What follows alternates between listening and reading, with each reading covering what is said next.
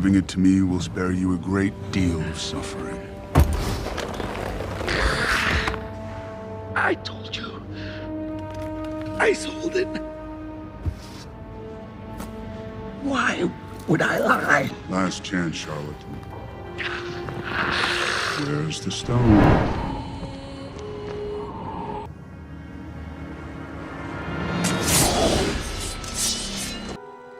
This is Sparta!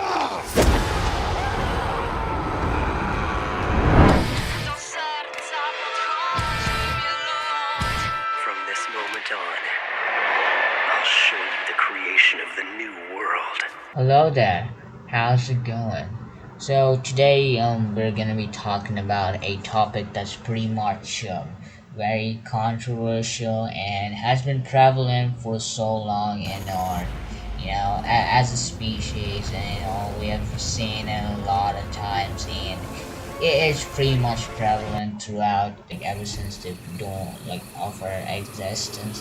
So today we are gonna be talking about evil and why it exists. As always, there will be timestamps in this video because this may be a longer video indeed, and there are gonna be timestamps displayed. So feel free to take whatever you need from this. You don't necessarily have to watch the whole video. I mean, though it would be great if you did, because watch time. So without any further ado, let's just dive into the perspective right away. So far we know that evil is both something terrible and wicked, and how it goes against our very vagrants of morality. But there is something more to this equation, something darker. Moving that aside, what all we truly know about evil in veracity is quite limited to our modern way of understanding, or is it that we haven't found enough answers? As mentioned previously, all we know about evil seems to only be comprised of wrongs, which leads to or incites wickedness, harm, and yes, even suffering. But this film of a video isn't about what we have known so far and what prerequisite knowledge lurks in our craniums.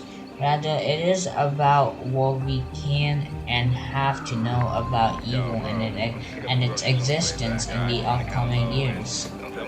Now, moving on to context and purpose. Now, as for the very subject and context as to why such forces, primarily evil, have come to be, we only have a few things to consider. As for the contextual part on the subject, we have very less to consider, for most of it remains unknown. But what isn't to be unknown are the circumstances that succeed after an act of evil is being committed. Primarily, as for this segment, we have two reasons that it could be as to the whole purpose of evil, and it can add a little depth of context to it. So as for the purpose of seeking more knowledge on this very subject, there remains two. Whilst the first reason may not seem necessary or relevant, at least in this case, it only seems to comprise of the human nature and desire of seeking out more of a truth via curiosity. But the second reason is most likely to prevent and avert evil the next time it might be committed by anyone, regardless of what it must be. Though I must warn you that the very act of averting evil and not making it come to be comes at risk or cost. For either the aversion may result in far worse consequent actions and repercussions, or it may invite the shortcomings of good. What is evil? Normally, the meaning of evil is associated with something that is to be profoundly immoral, wicked, or even wrong. But some may say there is to be more to it.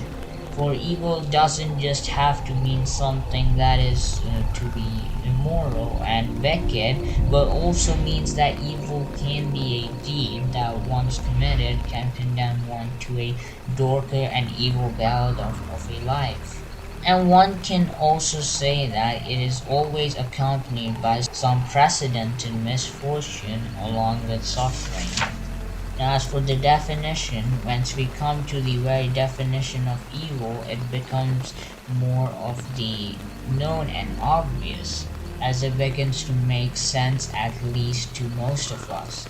It consists of harmful, i.e., tending to do harm, intentions, as well as something that is to be extremely unpleasant, though the last part doesn't make much sense, as for me, as we can technically call something that we dislike, like smell or sight, extremely unpleasant, as it doesn't make sense to most of us, for the words only make sense when used for humans and not abstract matter. Then there is the very definition of evil being regarded as some sort of supernatural force, which seems partially true, as it is most likely to be beyond our nature of understanding till this very moment, and hence can be considered as an unknown force, though not supernatural yet. Along with the others, we have two more definitions which are to be interesting. First, we have evil being this manifestation of immorality primarily observed in human actions, and it seems that human actions that are to be deemed evil by us prove that evil does exist and can be lethal at times. Second, we have a rather shorter but more obvious piece of definition to the puzzle or even to the equation.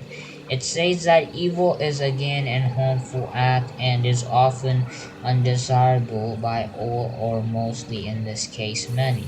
Now again, as per this film or should I say video, we will only be focusing only on the topic of why evil is to exist in our world and the reasons for it being present in our world. Because most of the definitions and thoughts out about evil can be subjective rather than objective, just as right or wrong and wrong or even justice is in our world. Now, primarily, this is the deeper perspective as to why evil could exist, and we need to say partly lies it as it being a successor of nothing or not. Now, in order to understand why evil has come to be in our very realm of existence, we must understand its nature, and to comprehend even that as well, we must seek for its origin and where it must have come from. Primarily, what has made and created evil? What force is responsible for letting an element such as this to exist in a world? And the first answer and reason to this puzzle or even an equation is, well, no one.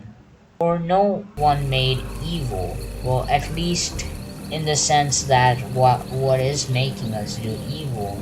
Our mind? Perhaps. But what tells our mind to do such things or so? Who knows?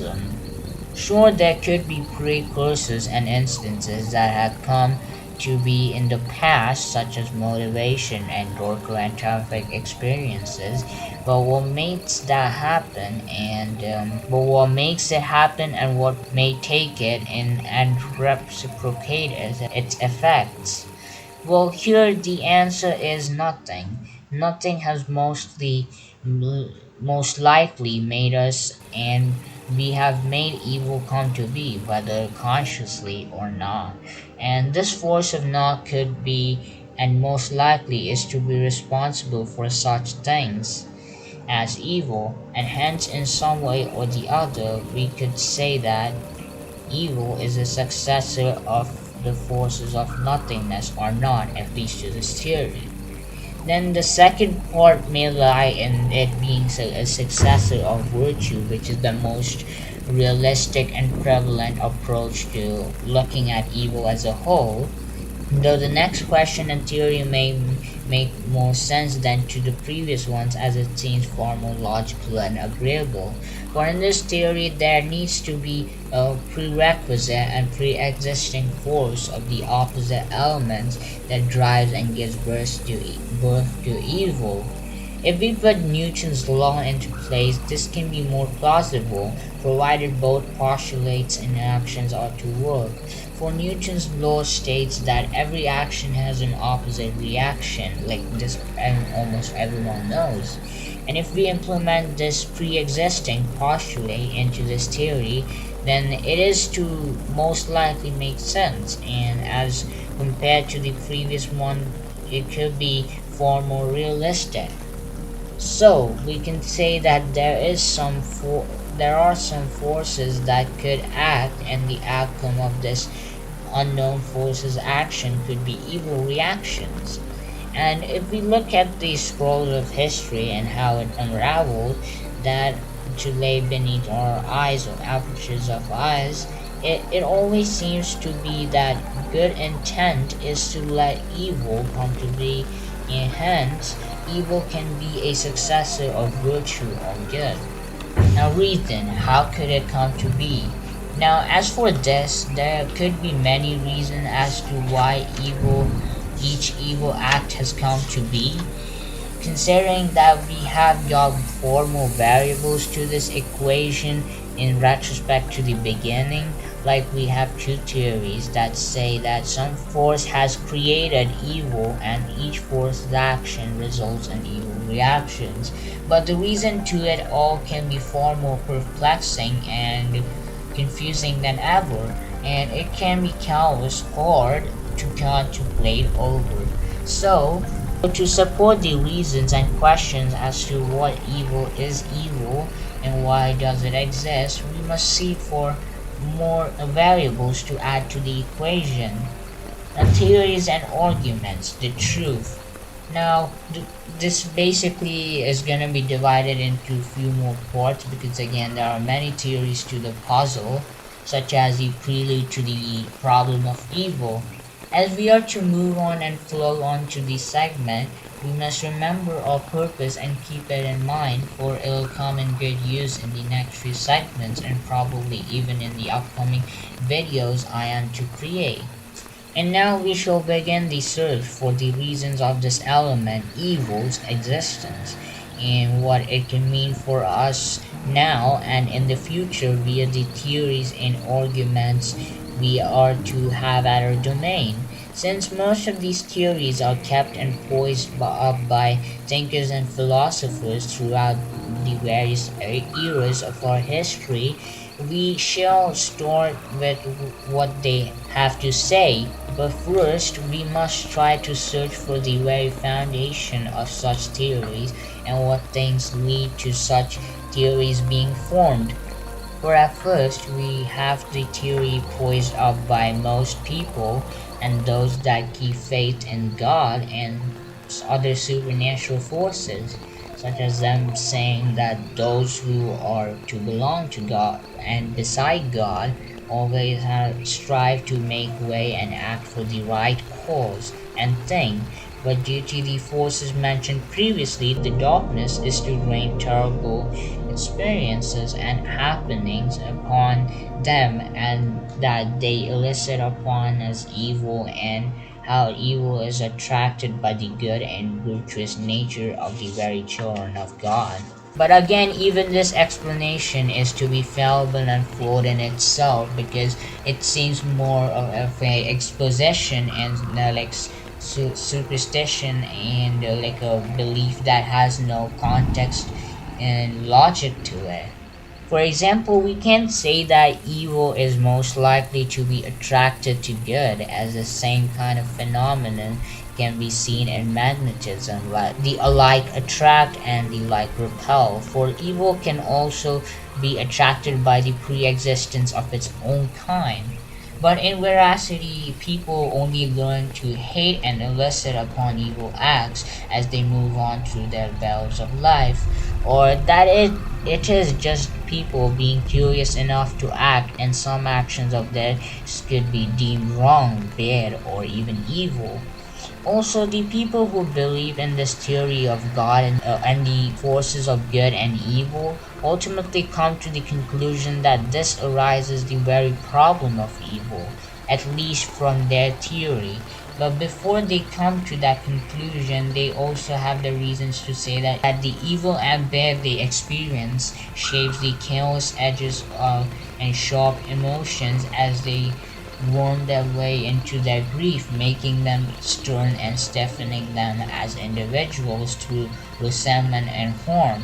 And so, in some way, we can call this only a part of the puzzle we are to build so far. Now, the fallacy and hindrance with evil, via God and the nature of good and evil, well, it lies that and is pretty much prevalent in this theory by now, but I would like to extrapolate upon this a lot more, and by saying that the theory was just a prelude to the fallacy that is to come with it, as the two forms of fallacies are served to us at the very conclusion of the prelude of it. For we have both the logical and evidential problem to glance at. Now, the whole thing is that it also has more perspectives to look at, if not even perspectives, theories, evil as necessary. In this segment, according to Montaigne and Voltaire, traits of cruelty, discrimination, and even egoism are all to be a part of humanity that is to reside within them, and these are to serve the eventual common as well as greater good of the social processes. And the very plausible idea and reason as to why evil has come to be is because of the relative limited knowledge of humanity, and not to the world itself or to God either. In Mandeville's opinion, variables such as greed and envy, once regulated within the social environs, could be the piece to our equation of reason, for they are to spark the very productive energy to the progress of civilization and humanity as a whole. Now, evil as the absence of good.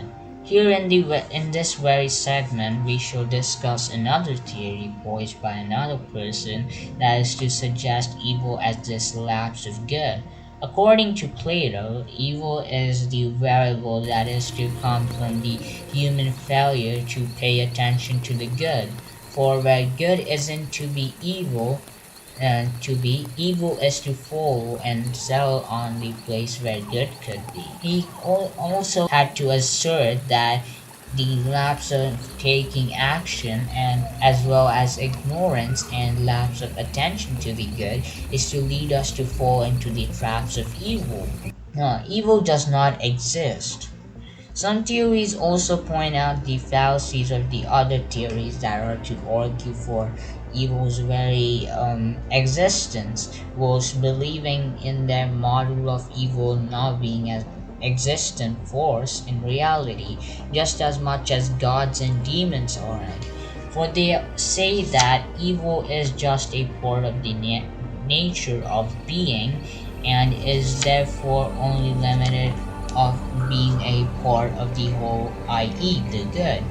But again, even this theory cannot be believed at the most, for we can say that evil is a part of the nature of being, but we can't really say that evil is to be the fragment of good, as only the intentions of evil seem to be good in most cases.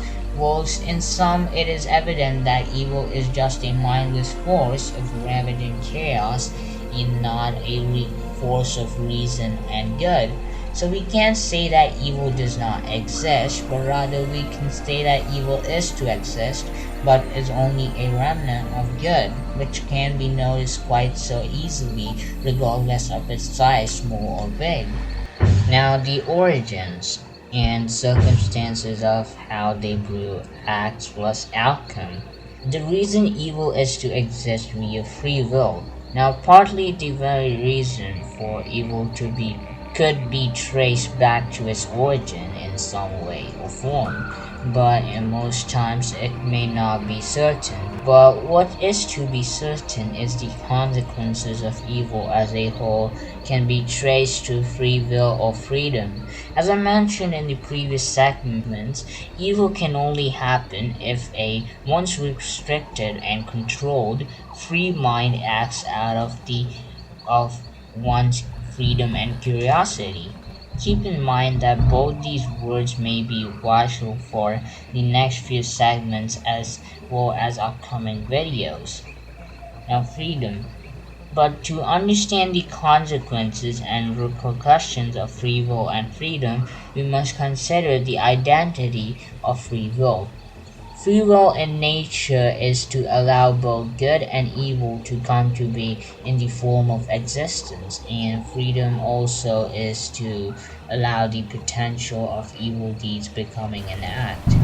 And since it is in human nature to mostly be free and make choices, it is also in their nature to do wrong as they aren't to be sure of their capabilities even till this day. Natural evil, a force that leads to moral evils.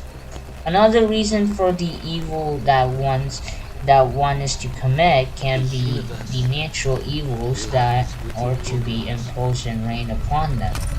Natural evil is to consider elements such as disease, violence from nature, be it disasters and changes in monotonous weather via aggression. Now, here's the part where the puzzle may be perplexing and peculiar to look at, since I just mentioned that moral evil, evil done by humans, is caused by natural evil.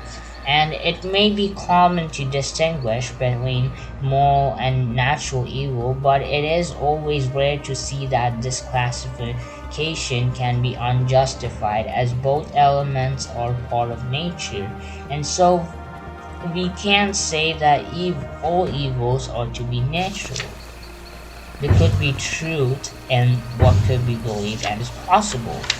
Unconscious evils. Now, in this case, some have noticed that others can do evil in unconscious ways and not quite consciously, i.e., they do not fret or contemplate that much when they are to do such acts.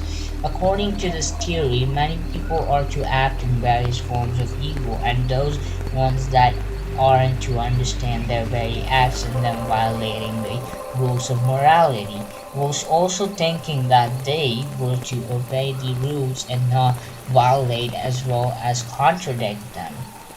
And as I mentioned previously, evil's very definition can be quite subjective, and those that are to involve themselves in these very deeds of evil can deem their acts to not be of the evil in their perspectives, whilst others may deem such deeds as evil and wrong. Others may not due to different thoughts of reasoning. So often they don't in fact experience their actions as evil. The circumvention of evil in a realm of order. Here we may somewhat believe that evil can be some kind of folly or misconduct made by the order in our world, just as entropy had come from the very order and sameness of naught, whilst being a fallible eruption and crackle of chaos and disorder.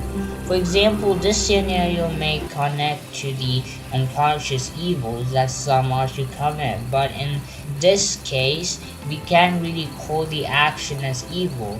In this scenario, children are to with do with mean deeds, but whence they are to be asked for the very reasons of their actions, the answers aren't to seem as logical or reasonable or even believable to others. And this can only mean that at most times evil can be done unconsciously without any thought, and is often unnecessary and a folly many are to make. The worth of evil and its reasons. Now, the previous segment in some way might be challenged by this one, especially to some extent this one may contradict the other. For evil, in a sense, can be a valuable force in our world and must be acknowledged as best as possible. And in veracity, it is a part of our world and is also to be a human and moral element of our bouts of lives just as much as natural evils are. Looking at this, such elements in our realms can be a source of hope, whether indirectly or directly. And this theory suggests that evil might as well not be as terrible as we are to experience it as being. By this, we are giving ourselves a comforting delusion and resolve that the world may not be as dark as we thought it was, for it may be a harsh and callous realm, but it shan't be as terrifying as our thoughts told us it would be. Now, evil as wisdom. Adding up to this theory, it is notable to see that this form of evil is more prevalent in many, for children are to rebel against their own bloodline to or parents to avert the evil that they are to side in their good and gain a sense of worth. And so this form of evil requires circumvention as well, though against a fabric of moral order that is already pre-existing, and this may result in chaos and suffering, but also may come to incite eventual wisdom. As the very purpose of mending a misconstruction of a realm is to cause lashing out and anger, but its intention is to remain the same, and as noted at some cases, the end result is always the same, but the intentions speak of the good that is to come out of it in most cases. What cannot be believed impossible, prevalent without reason. Here comes the very part that is hard to believe but is to always prevail in people's minds without any thought or introspection. The problem of evil via God and good. The problem of evil is a very distinct example in a sea of logic as it is to makes much sense in the very tapestries of logic and is to only serve religion. Now, this problem has prevailed for over centuries and many theorists have deemed it illogical, but if it isn't to exist, then we shan't be able to receive a key and vital piece to put in the puzzle of our equations, because this hindrance of evil has come to incite the other theories and improvements in argument, and without its fallacies coming into the existence, there will not be much to serve in the bigger picture. Yes, it is agreeable that the very problem of evil can be stated only as religious and cannot be believed as a theory. Fallacy 1. The first part says that God's good can possess a desire to erase and erase all evils, which again can be deemed fallible already, as in truth, if God is to exist, then we don't still know what he deems evil and what he is to call good, and his subjectivity may say that what we call evil may not be eliminated by God, as he could very well call it good and necessary for all. Fallacy 2, or should I say doubt. The second part isn't to be really of a fallacy, but is to be more of a doubt, as God's omnipotence can have the capabilities to eliminate all evil. But if he shall call it good or even necessary, though out of his very mindset, then would he eradicate this evil that we say of? Fallacy 3, or rather fallacy 2 in this sense. And the rest of the parts consider of God's very omniscience and that he can potentially see and know of evil's existence and know how to raise its power, which would only bring us to the previous fallacy and only question both fallacies more and more.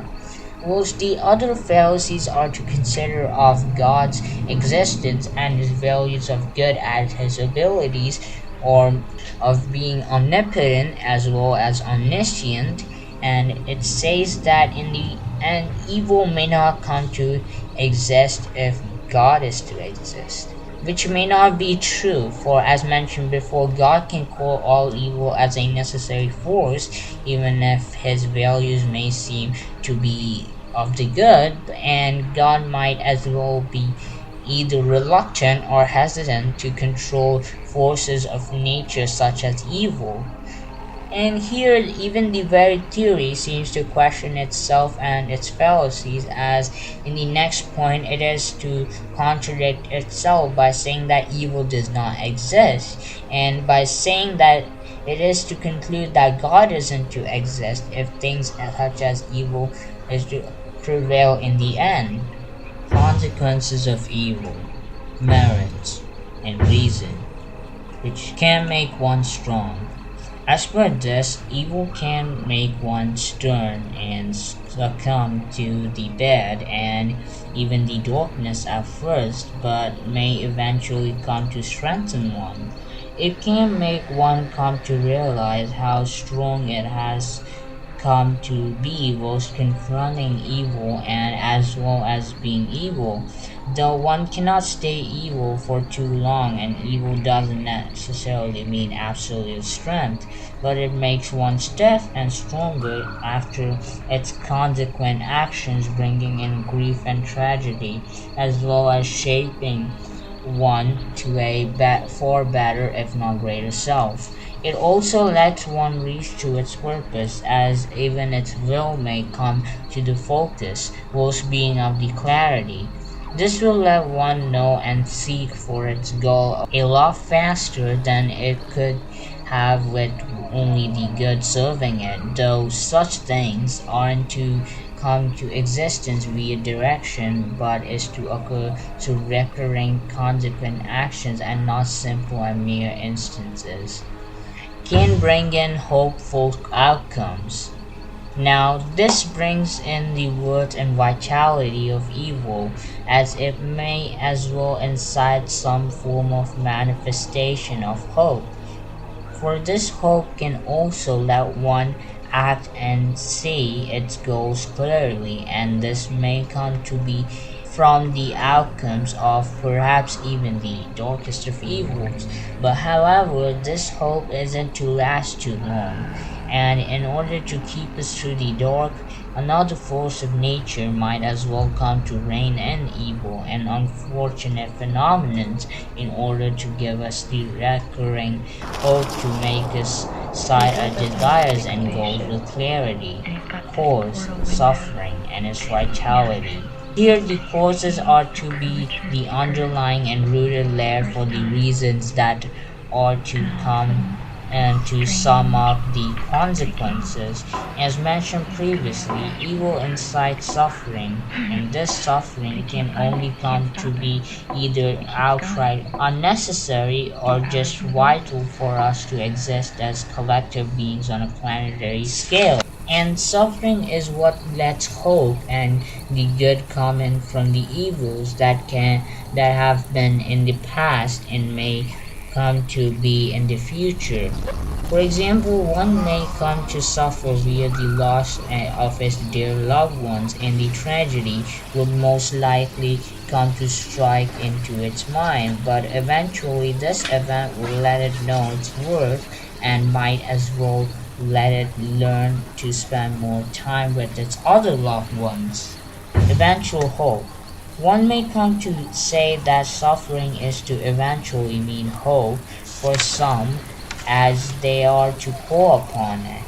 As mentioned, the suffering inflicted upon one can give in to hope and worth of itself, meaning one can strive for meaning and then the very clarity of its purpose as long as forces such as evil are to exist. Theory of balance, be it good and evil. Now in this segment I wouldn't go much into this theory as that will be for another future video. But as the title suggests, this theory suggests how good and evil may come to be opposing forces, in that both existence is to be for the cause of balance.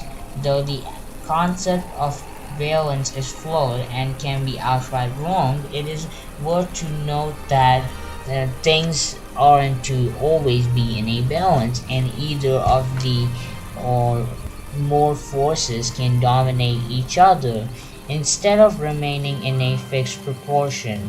For example, we can say that negativity, or in this case, evil, may come to overcome the very power of positivity, or in this case, the good, and if there are more forces present, then either of them could overcome the other depending upon its power on and influence upon us, or any else, such as we can say negativity and positivity. Like some say that negativity is 8 times stronger than positivity, so there is no balance between negativity and positivity.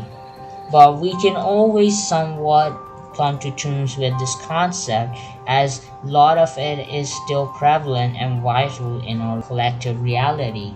So now that the balance's actions may be clear, we can note that while good and evil may not necessarily come to oppose each other, as noted in the problem of evil, they certainly help each other to acquire some sort of nigh balance, and that each can undermine the other in a casual loop and so on, for even eternity. Demerits loss. As for the demerits, it only comes down to 4, and you may come to think that it is less, so it mustn't come to matter much. But in truth, in this case, the lesser evils and worse is to outweigh the many great and good things. Evil can always and at all times count up to the losses it has to make. Whilst not many people are to notice the good that is to come up with it, they certainly do come up to notice the bad sides of the coin. For a lot of them can come to lose more things than they are to possess, and that will incite consequent tragedies and outcomes. Now, countless suffering. And of course, loss leads to suffering, and suffering invariably leads or not leads to chaos and darkness.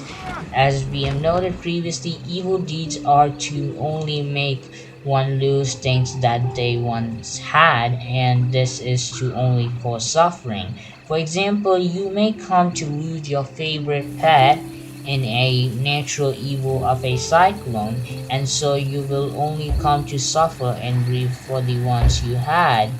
Now, severe consequences.